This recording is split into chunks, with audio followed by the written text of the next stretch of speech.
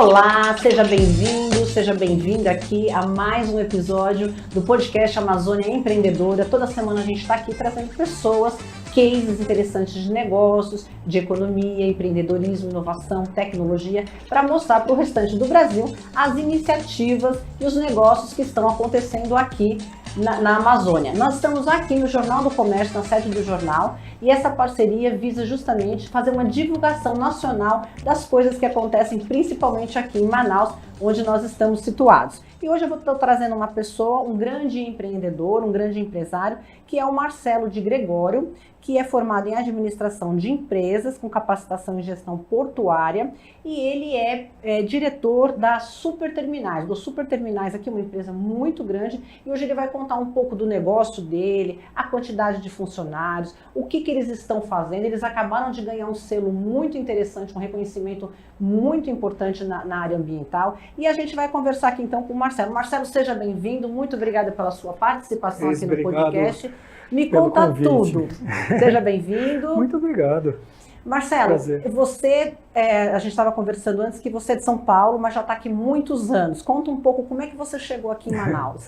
Então, Cris, a família veio para cá em 77, né? Então daqui a 2 anos a família vai fazer 50 anos de Amazonas e o terminal vai fazer 30 anos de operação ano que vem. Uma festança vem por aí, Vai hein? vir uma festa grande, né? Merecemos. Com certeza. E então nós já passamos por vários negócios, navegação fluvial, transporte, passamos também por transporte aéreo de carga, transporte marítimo de carga, e em 1993, com a Lei dos Portos, que foi assinada pelo Fernando Henrique Cardoso, a gente vê essa oportunidade de oferecer uma outra opção de terminal aqui em Manaus para concorrer com o Porto Público de Manaus, que hoje só recebe passageiro, né? Então a gente já estava pensando em fazer um negócio mais próximo ao distrito industrial, tirar daquele centro nervoso, nevrálgico, que é o centro da cidade, né? Que a gente já conhece, que o trânsito é caótico e a localização podia ser boa em 1900, início de 1900, com o Rodway, né? E trouxemos essa estrutura, uma estrutura moderna, para dentro do distrito industrial. E me diz uma coisa, qual foi esse selo que vocês ganharam, que vocês participaram e já foram ouro logo de cara? Conta pra gente um pouco como que é essa representatividade para a empresa. Acredito que isso tenha sido uma conquista muito importante. Foi uma conquista excelente para a gente já está focado nessa agenda ESG desde o começo. Temos algumas iniciativas de governança e sociais também, mas aqui falando do ambiental, a gente recebeu já, que nem você falou, o selo GHG Protocol feito pela FGV, ou seja, a gente ganhou um prêmio reconhecido nacionalmente e internacionalmente. É um prêmio que traz uma conquista que a gente já tem buscado há tempos, né? Principalmente agora com essa transição energética que a gente tem feito, que a gente fez, essa parceria junto ao governo do estado do Amazonas, junto à Cigás. Manaus, é muito legal isso, Manaus e o estado do Amazonas, junto com o governador, eles querem tornar a cidade mais sustentável. E a gente, estando à vanguarda, sendo pioneiros nisso, a gente espera trazer outras fábricas e serviços, comércio, tudo para dentro dessa transição energética. Para você ter uma ideia, 96% do nosso, quando a gente fez esse estudo, né, a gente levantou esses dados, 96% da nossa emissão é em cima do óleo diesel, de óleo fóssil, né, ou seja, combustível fóssil, e combustível pesado. Então a gente quer mudar agora isso e fazer essa transição energética, não só é um combustível mais barato, mas é principalmente combustível mais limpo. Exatamente, né? Polui menos. E me conta, como é que foi participar? Vocês apresentam um projeto de vocês nesse sentido dessa mudança energética? Como é que foi? Isso. A parte mais difícil foi reunir dados, né? Porque, afinal de contas, nós temos aproximadamente uns 20 setores lá dentro. E 30 anos, muitas coisas. É muita também. coisa, né? Então, esses 20 setores a gente teve que ir pesquisando um a um.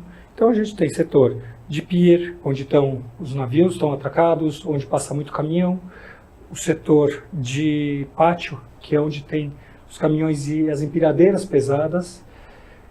Agora eu tive na Suécia um mês atrás para a gente ver as novidades, né? Então a gente vai atrás das novidades também dessa parte de empilhadeiras a gás, empilhadeiras elétricas. Nós fomos também percussores, a gente trouxe o primeiro caminhão especializado, um terminal tractor, né, que é um caminhão específico para terminais de containers. O primeiro elétrico do Brasil. Nossa, veio para nós. É mesmo? Então... Mas isso é por causa do volume de vocês? É por causa da operação para facilitar a logística? É porque ele é um caminhão mais pesado, ele aguenta puxar mais, ele é mais alto e ele é feito exatamente, então assim, ele está mais focado na potência e ali no caso, então, ele é um caminhão mais leve, ele não pode andar na rua. Ah, entendi. E é específico para trabalhar em terminais de Quantas containers. toneladas por mês? Você tem ideia que vocês... Que a gente movimenta? Que movimenta isso? A gente movimenta mais ou menos uns 4.000 containers, uns 6.000 containers por mês, né? Em Manaus. 6.000 containers. Isso. Cada um a 30 toneladas, né? Então isso daí mais ou menos dá uns 180 Da onde toneladas. vem mais essas mercadorias? Essas mercadorias, elas vêm, as importadas vêm 70%, desculpa, 90% vem da Ásia. Então, Sim. São basicamente em 7 países, né, que trazem. Eu acho que muito para polo duas rodas. Não só polo duas rodas, mas ar-condicionado, eletrônicos também, né? Sim, ar-condicionado cresceu muito, a nossa indústria. Esse último ano o desempenho dessa área, desse segmento cresceu demais. Acredito que por culpa, boa parte das superterminais que está trazendo. Não, estamos. Né? Hoje a gente é responsável mais ou menos pelo market share de 50% da carga importada aqui para Manaus, 50% de superterminais, 50% de Chibatão. E dentro dessas 600 indústrias que a gente cobre aqui dentro da Zona Franca, a gente atende mais ou menos umas 500, 550. Nossa, quase né? todas, então, quase praticamente. Quase todas elas importam, né? Sim, sim. Então a gente fica muito próximo. Então, quais mais? Vamos ver, você falou que é mais duas rodas, ar-condicionado. Nosso pilar de Manaus. A gente está baseado em duas rodas, eletrônicos, televisores, tablets, celulares, monitores e ar-condicionado, né? E também a gente tem um polo petroquímico que é muito forte, que é o polipropileno para o plástico, né? Que está chegando também muito forte em Manaus. Exatamente. Semana passada, inclusive, o secretário Serafim, né? Eles estão pedindo mais área. Eu vi. 54 novos projetos aprovados na Codan. A gente fica muito feliz por isso. Muito. Principalmente agora por causa da reforma tributária também, né, Cris? Dá mais segurança. Dá mais segurança para a gente, pelo menos mais uns 70 anos. Queremos. E também tem os outros dois polos que recebiam também essas mercadorias, que é Santa Catarina e Espírito Santo. Vai encerrar Santa Catarina em 2029 e Espírito Santo em 2032, né, os benefícios fiscais. Então, todo mundo vai vir para Manaus. Manaus vai crescer muito a partir dessa segurança jurídica que nós tivemos, né? Isso é muito importante. Como é que você vê hoje, Marcelo, essa questão da logística aqui na região? Parece que melhorou bastante, né? Eu tenho uma impressão que tem evoluído. Como é que você vê? Eu vejo que a gente continua travado no mesmo lugar que a gente estava 30 anos atrás, Cris. Hoje nós temos um problema, um fenômeno da seca, que em 2023 e 2024 foi mais severa. A gente apanhou demais. Em 2023, a indústria teve um custo de R$1,5 bilhão. Os preços dispararam. Os preços dispararam. A gente ficou 30 dias sem receber um container, né, no nosso terminal. Foram mais de 45 dias sem receber um navio em Manaus. E foram colapsando os portos de toda a costa brasileira, né? Porque os navios vinham do Panamá e eles tinham que trazer mercadoria, eles não podiam voltar para o Panamá, né? Então, eles deixavam esses containers em Barcarena, ali em Vila do Conde, no Pará. Eles deixavam em Pecém, deixavam em Suape, e chegaram a deixar container até em Salvador. Containers que só chegaram aqui em Manaus de volta depois de 5, 6 meses, né? Então, a gente tem essa criticidade, continuamos investindo, né? Esse ano, esse próximo biênio, vamos investir R$400 milhões em equipamentos, em áreas, em tecnologia, em inovação, principalmente nessa parte ambiental, mas nós precisamos de uma ajuda do governo. Ou seja, nós precisamos que haja uma concessão de hidrovias. Isso é para ontem, é urgente. E isso está travado? Como é que está essa solicitação, essa demanda? Nós temos 4, 5 hidrovias, sendo 4 públicas, tudo ali Tietê-Paraná, né? A gente tem agora a primeira hidrovia privada, foi lançada, a primeira concessão, que é Porto Murtinho-Corumbá, são 1.000 quilômetros. E é interessante, entendeu? Pois todo mundo ganha. Hoje nós temos uma insegurança logística no Amazonas, porque você não sabe qual vai ser a severidade da seca.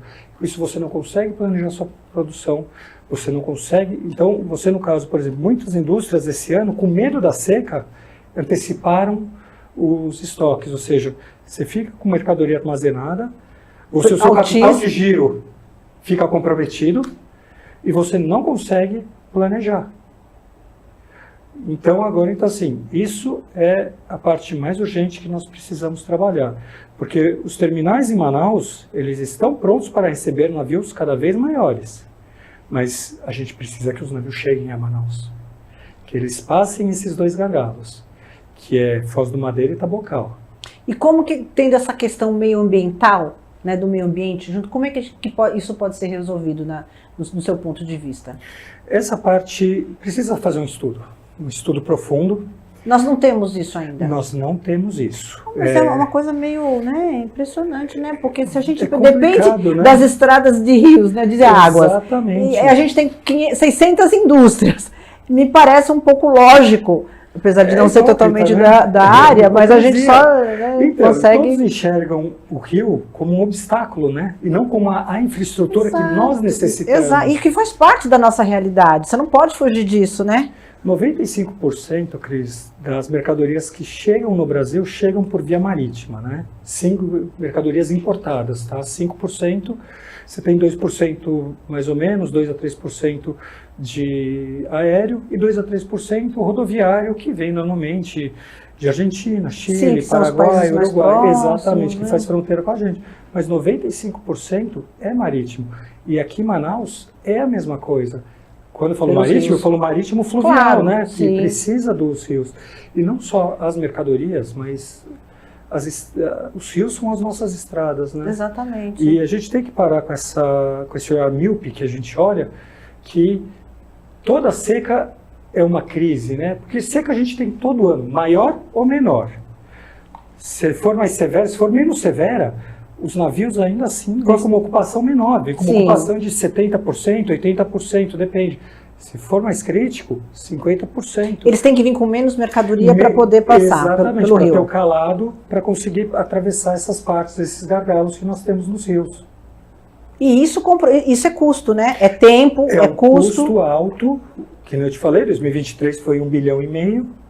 2024, aproximadamente 900 milhões, 875 milhões, isso daí foi dados do CIEA. Então a gente fica preocupado, né? Porque isso encarece no final da cadeia de produção, na cadeia produtiva, isso aí vai impactar todo mundo. Exato, isso é efeito dominó, né? O consumidor vai pagar lá na ponta tudo que está vindo antes disso, né? Porque todos vão ter seus custos. E a gente fica tapando o sol com a peneira, né? Que a gente sabe onde é o problema, a gente sabe onde é o gargalo, a gente sabe como resolver, né? Então, hoje, inclusive, a gente tem que se juntar junto à FEComércio, à CIAN, à CDL também, com os presidentes, o Aderson, o Lúcio e o Ralph, e ir para cima para resolver esse problema. Eu ia te perguntar, se existe alguma associação, alguma pessoa jurídica, entre até os próprios, todos vocês que lidam com essa questão da logística, pelo menos com os principais, acredito que, lógico, a tua empresa é uma das maiores, para organizar isso e fazer um pleito mais jurídico, mais pesado? É uma ótima pergunta e colocação, Cris, porque cada um age sozinho, né? Esse é o problema, você perde força. Exatamente. Uma vez que você vai com uma força, uma base, uma fundação forte, você consegue fazer um trabalho melhor. Mobilizar. Então daí, por exemplo, vou eu um dia eu falo com uma pessoa, daí você vai no dia seguinte e fala com a mesma pessoa. Então assim, você precisa ter mais voz, né? Eu sinto muito isso, porque eu trabalho muito com tecnologia. E a gente sente também na questão da tecnologia, muitas vezes, institutos separados, empresas fazendo coisas exatamente dessa forma como você colocou. Cada um fazendo o seu individual. Então, eu acredito que na força da união, mesmo sendo concorrentes, trabalhando no mesmo nível, enfim, mas todos estão ali. É o mesmo. Único, né? Eu acho que todos querem a mesma coisa. Um planejamento e uma segurança logística. Essa aqui é a palavra, segurança logística. E depois cada um que corra atrás dos seus negócios. Exatamente. Né? Tem espaço para todo mundo. Quem é bom sempre tem espaço, né? E, inclusive, teve essa matéria de capa do Jornal do Comércio falando da taxa de Rio Seco, né? Ou seja, se você não consegue trazer containers, porque você trazendo 100% do navio ocupado, ou 80%, 70%, o custo é o mesmo. Entendeu? Você vai gastar um pouco menos de combustível, mas é coisa de 1%, 2%, Sim. entendeu? Mas o que eles precisam? Quem paga isso daí é o importador. Então, tem essa reclamação que o dono do navio está cobrando a taxa do Rio Seco. Eu acho que a gente tem que se aprofundar nesse tema também. Eu acho que temos que chamar os armadores aqui e perguntar o porquê que eles estão cobrando essa taxa. E a gente sabe por quê. Porque a taxa de bunker é altíssima, a taxa de praticagem é altíssima. Nós estamos a 2.000 quilômetros da Barra Norte, né? A gente está a 2.000 quilômetros de Macapá, 2.000 quilômetros de Belém. É muito longe. Então, a gente tem que facilitar essa logística. São 5, 6 dias que eles levam para vir para Manaus, né? Aproximadamente, os navios. Sim, muita coisa. Né? É muita coisa. E daí você tem que pegar, os containers e você tem que deixar ele para trás, rolar o container, porque o navio não tem capacidade de passar nesses lugares. E você fica preso ao meio ambiente, e ainda bem que não são cargas perecíveis, né? Porque você imagina se isso fosse frutas, legumes, alimentos. Sim. Eu acho que a carga que você traz, eu acho que não sofre esse problema. Não, a gente traz alguma carga perecível, mas elas vêm em container refrigerado, né? Então elas já vêm resfriadas ou refrigeradas. Já aguenta esse prazo de ficar 40 dias parado em algum lugar. Isso. Mas, de novo, você vai consumindo energia e vai pagando por isso. Sim, né? Isso tem um custo, né? Imagina, baixo, que vai chegar aqui, ficar 45 dias parado, quer dizer, toda essa... Você tem o custo de armazenagem, você tem um custo de plugagem, você tem o custo de monitoramento, do transporte. Ou seja, a gente sempre paga mais e o serviço sempre é... Está cada vez piorando. Infelizmente, a gente está aqui, Cris, de novo, para ajudar, tá? A gente está aqui para trazer ideias, a gente está aqui... Que nem a gente falou, estamos aqui há 30 anos, estamos estabelecidos, temos capacidade de receber novas cargas, novos armadores, novas indústrias. Mais que bem-vindos. Venham a Manaus, venham ao Amazonas. Maravilha, isso mesmo. Vão ser todos muito bem-vindos. Essa terra aqui é maravilhosa. Essa terra aqui não tem coisa melhor. Então, mas eu acho que assim, a gente está focando... Primeiro que cada um está focando em um alvo diferente, entendeu? Eu acho que se a gente se juntar e conversar e falar, ó, essa é a linha, vamos seguir isso, vamos ganhar, com certeza absoluta. Vão ganhar muito mais força, sabe? Uma associação, enfim, instituir uma pessoa jurídica aí para vocês terem um pleito, né? Ser ouvidos, cobrar dos poderes públicos essa questão de um estudo mais profundo para viabilizar toda essa cadeia logística. Esse estudo, ver como que é, né? O que pode ser feito, esse estudo do leito do rio, né? Fazer um estudo geológico. E hoje a gente tem tanta tecnologia, já está tudo tão avançado. Exatamente. Nós temos tecnologia, inclusive aqui em Manaus, vários institutos de pesquisa desenvolvendo coisas incríveis justamente para as indústrias e não porque desenvolver também para essa infraestrutura do Estado. Logística. Exatamente. Infraestrutura do Estado. Agora eu quero saber, Marcelo, me conta um pouco sobre a empresa. Eu fiquei sabendo que vocês têm mais de 3.000 funcionários. Conta pra gente qual o contingente que tem lá, Qual é o planejamento para o ano que vem? O que você está imaginando de crescimento? Você começou a falar alguma coisa de compras de equipamentos mais tecnológicos. A gente já está indo para o final, mas eu queria que você desse uma palhinha aí geral sobre isso. Claro, Cris. Então, Superterminais hoje está com 900 funcionários diretos e aproximadamente 3.000 indiretos, né? Entre 3.000 e 3.500 indiretos. Isso dá 4.000 e fumaça. 4.300, exatamente. É muita família, né? É muita família, né? É muita família. É uma honra para a gente fazer parte dessa história.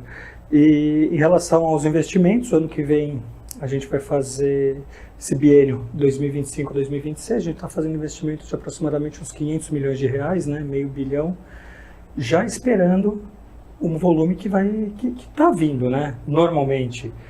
A gente sabe que Manaus cresce, apesar de ter essa desigualdade, mas Manaus ela continua crescendo ano a ano. Hoje ela é a 7ª maior capital do Brasil. Hoje ela é o 7º, não só em quantidade de habitantes, né? Não só em habitantes, mas em PIB também. Então, assim, Manaus é um dínamo. E a gente descobriu isso daí, ainda bem, há 50 anos, né, que nem a gente falou. Desbravou, né? Foram desbravadores, numa época completamente diferente. Né?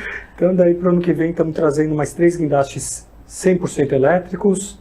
Já estamos investindo também em tecnologia fotovoltaica. Estamos trazendo algumas placas, porque todo mundo fala só da operação, né? Operação, pier, pátio. Sim. Então, a gente também vai trazer umas placas, vamos instalar algumas placas solares para aproveitar o clima daqui, né? Só o que não falta? Exatamente, só o que não falta. E para a gente começar a fazer essa transição energética da elétrica para solar para o ano que vem também. E fazer toda a eletrificação do prédio através dessas placas fotovoltaicas. Maravilha. Marcelo, eu quero agradecer muito a sua presença, quero te parabenizar pelo teu trabalho, pela responsabilidade não só com os negócios, mas com 3.500 famílias e te agradecer muito, te desejar muito sucesso, que você volte aqui outras vezes para contar para a gente as novidades. E parabéns pelos 30 anos que já estão quase que chegando e quero ser convidada para a festa. Com certeza. Muito obrigada pela sua participação, pelo seu tempo, viu? Com a gente, tá bom?